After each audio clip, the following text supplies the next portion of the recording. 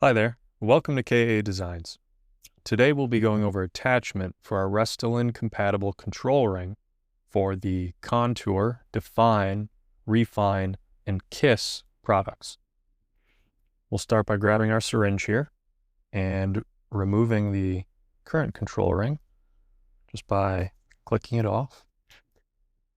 And with our new control ring, you're going to want to start with the slope of the control ring facing upwards. Align the adapter of the control ring with the thumb depressor of your syringe.